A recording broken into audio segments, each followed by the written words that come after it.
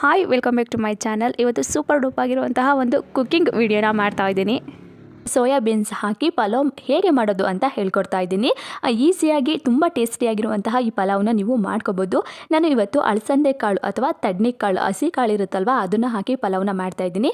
Video start ಮಾಡೋದಕ್ಕಿಂತ ಮುಂಚೆ ನನ್ನ ಚಾನಲ್ನ ಸಬ್ಸ್ಕ್ರೈಬ್ ಮಾಡ್ಕೊಂಡಿಲ್ಲ ಅಂತಂದರೆ ಸಬ್ಸ್ಕ್ರೈಬ್ ಮಾಡ್ಕೊಂಡು ನೋಡಿ. ವಿಡಿಯೋ ಇಷ್ಟ ಆದರೆ ಪ್ಲೀಸ್ ಒಂದು ಲೈಕ್ ಮಾಡಿ.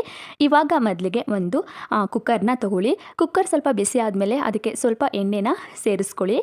ಎಣ್ಣೆ ಕಾದಾದ್ಮೇಲೆ ಅದಕ್ಕೆ ಒಂದು ಪಲಾವ್ ಎಲೆನ ಹಾಕೊಳ್ಳಿ, ಹಾಗೆ 2 ಲವಂಗ ಹಾಕೊಳ್ಳಿ, ಹಾಗೆ ಒಂದು ಮರಾಠಿ ಮೊಗ್ಗನ್ನ ಹಾಕೊಳ್ಳಿ. ಅಂದರೆ ಪಲಾವ್ ಸಾಮಾನು ಏನಿರುತ್ತೆ ಮಸಾಲ ಐಟಮ್ಸ್ ಅದನ್ನು ಇವಾಗ ಹಾಕ್ತಾ ಇದ್ದೀನಿ.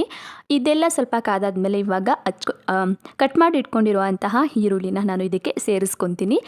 ಹಾಗೆಯೇ ಒಂದು 4 ಹಸಿಮೆಣಸಿಕಾಯಿನ ಹಾಕೊತಾ ಇದ್ದೀನಿ. ನಾನು ಇವತ್ತು ಪಲಾವ್ಗೆ ಯಾವುದೇ ರೀತಿ ಖಾರದ ಪುಡಿನ ಯೂಸ್ ಮಾಡ್ತಾ ಇಲ್ಲ, ಹಾಗಾಗಿ ಸ್ವಲ್ಪ ಹಸಿಮೆಣಸಿಕಾಯಿನ ಹೆಚ್ಚಿಗೆ ಹಾಕೊತಾ ಇದ್ದೀನಿ.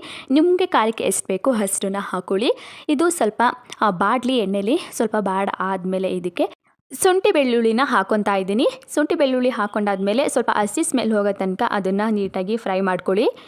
ಈ ಪಲಾವ್ಗೆ ಸೋಯಾಬೀನ್ಸ್ ಹಾಗೆಯೇ ಹಸಿ ತಡ್ನಿಗಳನ್ನ ಹಾಕೊಂಡೆ ಪಲಾವ್ನ ಮಾಡ್ಕೋಬೋದು. ಇನ್ನೂ ಒಂದು ಸ್ವಲ್ಪ ಟೇಸ್ಟ್ ಚೆನ್ನಾಗಿರಲಿ ಅಂತ ಹೇಳಿದ್ರೆ ನಿಮ್ಮ ಹತ್ರ ತರಕಾರಿ ಇದ್ದರೆ ತರಕಾರಿನ ಸೇರಿಸ್ಕೋಬೋದು. ನಾನಿಲ್ಲಿ ಕ್ಯಾರೆಟ್ ಮತ್ತು ಬೀನ್ಸನ್ನು ಹಾಕೊತಾ ಇದ್ದೀನಿ. ಇವಾಗ ನಾನು ಇದಕ್ಕೆ ಹಸಿ ತಡ್ನಿಕಾಳನ್ನ ಸೇರಿಸ್ಕೊತಾ ಇದ್ದೀನಿ. ನಾನು ಸಂಜೆನೇ ತಡ್ನಿಕಾಳು ಎಡ್ದಿಟ್ಟಿದ್ದೀನಿ ಅಂತ ಮರ್ತ್ಕೊಬಿಟ್ಟು ಕಡಲೆಕಾಳನ್ನು ಹುನಿ ಹಾಕಿದ್ದೆ, ಹಾಗಾಗಿ ಅವನು ಕೂಡ ಹಾಕೊತಾ ಇದ್ದೀನಿ. ಇವಾಗ ಇವೆಲ್ಲನೂ ನೀಟಾಗಿ ಮಿಕ್ಸ್ ಮಾಡ್ಕೊಳ್ಳುವ. ಎಣ್ಣೆಲಿ ಒಂದು 5 ನಿಮಿಷ ರೋಸ್ಟ್ ಮಾಡ್ಕೊಳ್ಳುವ, ಅಂತಂದರೆ ಎಣ್ಣೆಲಿ ಸ್ವಲ್ಪ ಹೊತ್ತು ಎಲ್ಲನೂ ಬಾಡಿಸ್ಕೊಳ್ಳುವ. ಇವಾಗ ಇದಕ್ಕೆ ಸ್ವಲ್ಪ ಗರಂ ಮಸಾಲಾನ ಸೇರಿಸ್ಕೊತಾ ಇದ್ದೀನಿ, ಹಾಗೆ ಸ್ವಲ್ಪ ಅರಿಶಿನ ಪುಡಿನ ಸೇರಿಸ್ಕೊತಾ ಇದ್ದೀನಿ. ಸ್ವಲ್ಪ ಅರಿಶಿನ ಪುಡಿನ ಹಾಕ್ಕೊಳ್ಳಿ.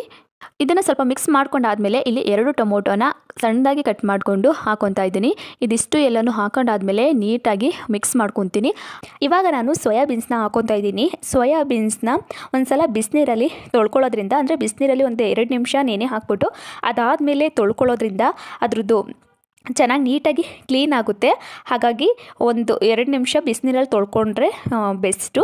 ಚೆನ್ನಾಗಿ ನೀರನ್ನ ಹಿಂಡ್ಬಿಟ್ಟು ಹಾಕ್ಕೊಳ್ಳಿ. ಅದರಲ್ಲಿ ನೀರಂಶ ಅಷ್ಟಾಗಿ ಇರೋದು ಬೇಡ. ನಾನು ಇವಾಗಲೇ ಹಾಕ್ಕೊತಾ ಇದ್ದೀನಿ. ಏನಕ್ಕಪ್ಪ ಅಂತಂದರೆ ಸೋಯಾಬೀನ್ಸು ತಿನ್ನಬೇಕಾದ್ರೆ ಸಪ್ಪೆ ಸಪ್ಪೆ ಅಂತ ಅನ್ನಿಸ್ತಿರುತ್ತೆ. ಆದರೆ ಈ ಮಸಾಲ ಹಾಕ್ಕೊಂಡಿರ್ತೀವಲ್ವ, ಈ ಟೈಮ್ಗೆ ನಾವು ಹಾಕ್ಕೊಳ್ಳೋದ್ರಿಂದ ಅದಕ್ಕೆ ಮಸಾಲ ಸ್ವಲ್ಪ ಎಲ್ಲ ಹೀರ್ಕೊಂಡು ಸ್ವಲ್ಪ ಟೇಸ್ಟು ಚೆನ್ನಾಗಿ ಬರುತ್ತೆ. ಹಾಗಾಗಿ ಸೋಯಾಬೀನ್ಸ್ನ ಇವಾಗ ಹಾಕ್ಕೊತೀನಿ.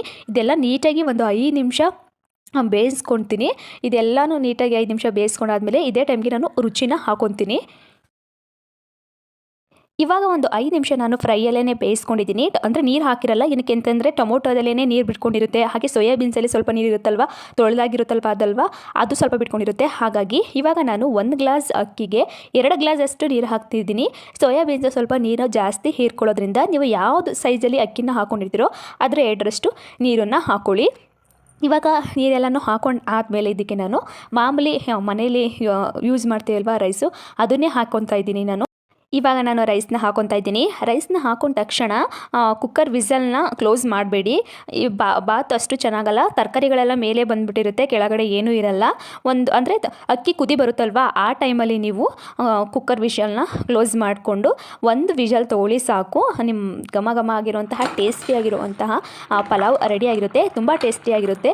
ಇವಾಗ ಹಸಿ ತಡ್ನಿಕಾಳು ಸೀಸನ್ ಅಲ್ವಾ, ಈ ಟೈಮಲ್ಲಿ ಮಾಡ್ಕೊಳ್ಳಿ, ತುಂಬ ಚೆನ್ನಾಗಿರುತ್ತೆ.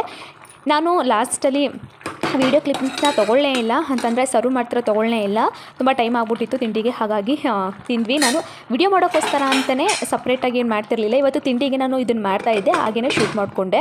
ಓಕೆ, ಈ ವಿಡಿಯೋ ನಿಮಗೆ ಇಷ್ಟ ಆಗಿದ್ರೆ ಪ್ಲೀಸ್ ನನ್ನ ಚಾನಲ್ನ ಸಬ್ಸ್ಕ್ರೈಬ್ ಮಾಡಿಕೊಂಡು ನೋಡಿ. ಈ ವಿಡಿಯೋ ನಿಮಗೆ ಹಿಂಗೆ ಅನ್ನಿಸ್ತು ಅನ್ನೋದ ನಿಮ್ಮ ಅಭಿಪ್ರಾಯನ ಕಮೆಂಟ್ ಬಾಕ್ಸಲ್ಲಿ ತಪ್ಪದೆ ಕಮೆಂಟ್ ಮಾಡಿ ತಿಳಿಸಿ. ವಿಡಿಯೋ ಇಷ್ಟ ಆಗಿದ್ರೆ ಪ್ಲೀಸ್ ಒಂದು ಲೈಕ್ ಮಾಡಿ, ಹಾಗೆ ನಿಮ್ಮ ಸ್ನೇಹಿತರಿಗೂ ಕೂಡ ಈ ವಿಡಿಯೋನ ಶೇರ್ ಮಾಡಿ. ಮತ್ತೊಂದು ಹೊಸ ವಿಡಿಯೋದಲ್ಲಿ ಸಿಗ್ತೀನಿ. ಎಲ್ಲರಿಗೂ ಬಾಯ್.